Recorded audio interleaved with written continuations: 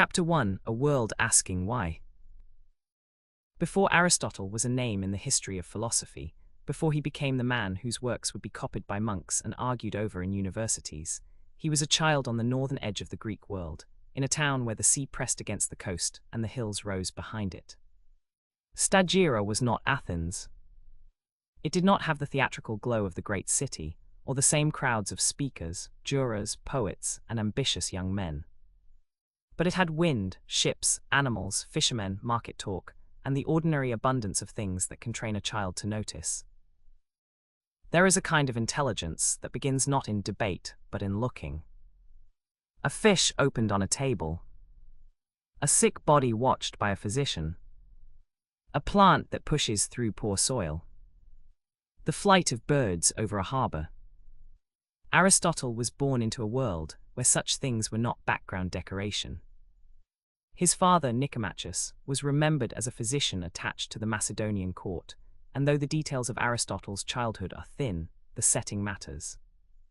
Medicine in the ancient world was not modern science, but it encouraged a discipline of attention. The healer had to observe symptoms, compare cases, remember what had happened before, and ask why a body moved from strength to fever, from wound to healing, from balance to collapse. That habit of asking why would become Aristotle's signature.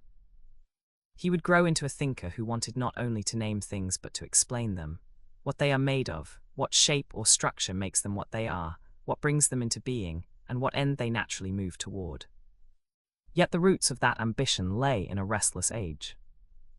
The Greek world into which he was born in 384 BCE had already spent generations arguing itself awake. Old stories still mattered. The gods still had temples, sacrifices, festivals, and songs. Homer and tragedy still gave people images for courage, shame, vengeance, grief, and fate. A city could gather to watch actors become kings, mothers, warriors, and ruined households, and in that shared darkness it could think about justice without calling the experience philosophy. But alongside this sacred and poetic inheritance ran a newer demand: explain the world without simply saying that a god has willed it.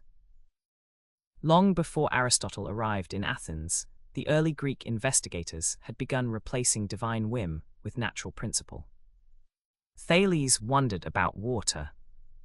Anaximander imagined a more mysterious source from which things emerge and to which they return. Pythagoreans saw number and proportion in music, geometry, and the order of the heavens.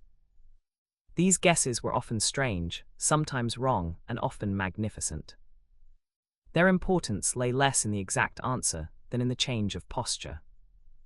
The world was becoming something that could be questioned. Athens intensified that posture until it became a public way of life. In the streets and courts, men argued about laws, alliances, punishments, debts, reputations, and honor. In the assembly, speech could move policy. In the law courts, speech could save or destroy a citizen. The sophists taught ambitious young men how to argue persuasively, and their lessons made some people nervous. If clever speech can make the weaker case look stronger, what happens to truth? If every law is merely a human convention, what becomes of justice? If success belongs to the skilled speaker, what becomes of the good person? Socrates had turned those worries into a lifelong provocation. He had walked through Athens asking people what they meant by courage, piety, justice, and self-control. He did not let easy answers pass. He exposed confusion not to humiliate for sport, but because he believed an unexamined confidence could deform a soul.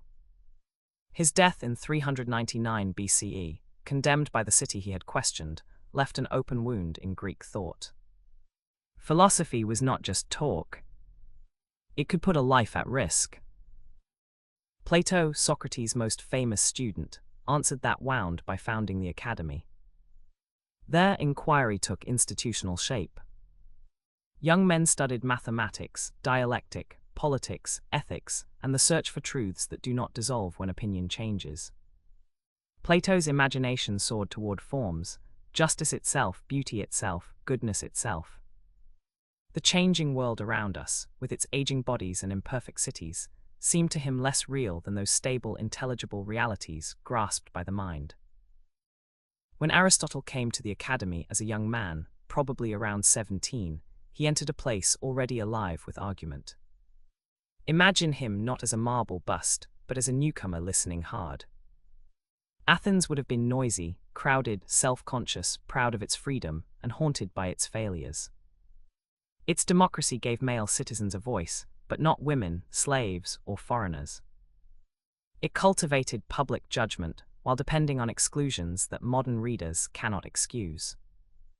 It spoke of freedom while resting on unfree labor. It honored reason while often surrendering to faction, fear, and pride. This contradiction matters because Aristotle's philosophy was never simply a set of abstract puzzles. He wanted to know what kind of creature a human being is, what kind of community allows that creature to flourish, and what sort of education forms reliable character. The city was not a backdrop to these questions. It was the pressure that made them urgent. A polis had to decide who counts, who rules, what law is for, how children are trained, how wealth should be handled when war is justified, and what kind of life deserves admiration. For Aristotle, philosophy would need to speak to this whole field. It would need to explain nature, but also action. It would need to account for the stars and for friendship, for animals and for constitutions, for logic and for laughter, for poetry and for the good life. This breadth can feel almost impossible now, when knowledge is divided into departments and professions. But Aristotle lived before those walls had hardened. He inherited a world in which a single disciplined mind could still try to understand reality as one connected order. The problem he faced can be put simply, though he did not solve it simply: how can a changing world be intelligible? Everything around us changes. Children become adults. Seeds become plants. Bronze becomes a statue. A healthy person becomes ill and may recover. Cities rise, decay, reform, and fall. Opinions shift. Bodies age. Yet if everything is only flux, knowledge seems impossible. We could never say what a thing is, only what it happens to be at one passing moment. Plato had answered by lifting true reality above the changing world, toward eternal forms. Aristotle admired Plato deeply, but he came to think this answer left too much behind. The horse in the field, the fish on the table, the citizen in the assembly, the tree growing toward light, these were not pale distractions from truth. They were where truth had to begin. So Aristotle kept Plato's hunger for intelligible structure, but brought it down into things. The form of a living creature was not, for him, a separate ghostly pattern in another realm. It was the organizing principle by which the creature is this kind of creature. The form of an oak is not floating elsewhere, while the acorn struggles here below. It is the inner order by which the acorn can become an oak. Matter matters. Bodies matter. Observation matters. If there is order, it must be found in the world we touch and see. This is why Aristotle's later language of causes became so powerful. To understand something, he thought, you must ask several kinds of why. What is it made of? What structure makes it the thing it is? What brought it about? What is it for, or toward what end does it tend? A clay cup, a flute, a city law, a bird's wing, a human habit, each asks to be explained from more than one angle. Modern readers may hesitate at his confidence that nature has purposes. We have learned to explain much through mechanism, evolution, chemistry, and chance. But Aristotle's instinct was not foolish. Living things do behave as if organized around activities. Roots draw nourishment, eyes see, hearts beat, animals seek food, shelter, reproduction, and survival. His teleology was an attempt to honor that visible directedness. The age around him invited exactly this kind of synthesis. Greek thought had inherited myth and poetry, developed mathematics, sharpened public argument, and created schools in which inquiry could outlive a single teacher. Macedon, meanwhile, was rising in the north. The world of small city-states was being drawn into larger political designs under Philip II and then Alexander. Aristotle's life would cross that boundary. Stagira, Athens, the Macedonian court, the islands of the eastern Aegean, the Lyceum. He would know both the debating city and the royal household, both the scholar's garden and the atmosphere of power. That double exposure shaped him. He was not a democrat in the modern sense, nor was he a simple servant of kings. He was a thinker trying to understand the conditions under which human beings become excellent or degraded. Politics for him was not merely the management of force. It was an ethical project, because law and education help form character. A city teaches its citizens what to love, fear, honor, and practice. If it teaches badly, souls bend badly. If it teaches well, people may become capable of practical wisdom. At the same time, Aristotle's attention moved constantly outward to the non-human world. Later traditions remembered him as a classifier, a collector of constitutions, an examiner of animals, a man eager to distinguish one kind from another. Whether every story about his research is exact is less important than the pattern. He wanted philosophy to get its hands dirty with particulars. Not all knowledge comes from staring upward. Some of it comes from looking closely at cuttlefish, bees, shells, embryos, teeth, weather habits, and local laws. The academy had taught him that reason must discipline the mind. The wider world taught him that reason must also receive. You cannot define an animal well if you have never watched it. You cannot understand courage if you only praise it in speeches, and never ask what fear, danger, rashness, and endurance actually look like in life. You cannot understand a constitution by admiring an ideal city in imagination alone. You must compare actual cities and see how laws function in practice. Here Aristotle's epoch gave him both a gift and a burden. The gift was intellectual abundance. Everywhere he turned, someone had begun a line of inquiry. Mathematicians, physicians, natural philosophers, rhetoricians, poets, lawgivers, and teachers of virtue. The burden was fragmentation. Clever argument could drift away from truth. Abstract metaphysics could drift away from nature. Political ambition could drift away from goodness. Observation could become mere collecting without explanation. Aristotle's genius was to ask whether these scattered pursuits could be ordered without being flattened. He did not want one master key that opened every door by force. He knew different subjects require different degrees of precision. Ethics cannot be demonstrated like geometry because human action is variable and circumstance matters. Biology requires patient comparison. Logic requires strict attention to form. Politics requires judgment about what is possible for a given people, not only what is best in a dream. This flexibility is one reason he still feels surprisingly alive. He believed in order, but not the order of a rigid diagram imposed on everything from above.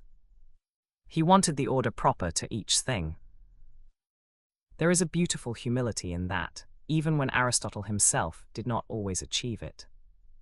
He made errors, sometimes serious ones. His views on slavery and women show the limits and injustices of his world, and they cannot be softened into wisdom. His biology mingled sharp observation with mistaken theory. His confidence in final causes would later be challenged by modern science. But the deeper movement of his mind remains compelling. Begin with what appears, sort carefully, ask what kind of thing this is, ask what explains it, and ask how knowing it should change the way we live. In that sense, Aristotle's age was not merely the scenery behind his life. It was the questioner standing in front of him. Athens asked what justice is. Macedon asked what power is for. Medicine asked how living bodies keep or lose order. Plato asked where stable truth can be found. The natural world asked, in its silent abundance, why creatures grow and act as they do. Aristotle's answer was not a slogan, but a lifelong practice. Picture him walking, because the image is apt even if the details have grown symbolic. A teacher moving with students through shaded paths, conversation unfolding step by step. A question is raised. Someone offers a definition. Aristotle tests it against examples. Does it hold for this case? Does it fail there? What is essential and what is accidental? What cause are we naming? What end is being served? The body moves, the mind moves, the inquiry moves. The world into which he was born had made wonder intellectually respectable. Aristotle made wonder industrious. He turned it into habits of classification, argument, comparison, and explanation. He believed that reality could be understood, not because it was simple, but because things have natures, they are not formless noise. A human being too has a nature, and therefore a possible excellence. To understand the world and to learn how to live in it were not separate adventures. They were two sides of the same vocation. The first lines of Aristotle's story, then, are written in a restless century, sacred yet questioning, political yet philosophical, poetic yet increasingly analytic, local in its city loyalties yet expanding toward empire. It was a world full of argument, ambition, beauty, cruelty, and observation. It needed a mind patient enough to gather its questions and bold enough to arrange them. Aristotle became that mind, not by escaping his age, but by listening to it with unusual care.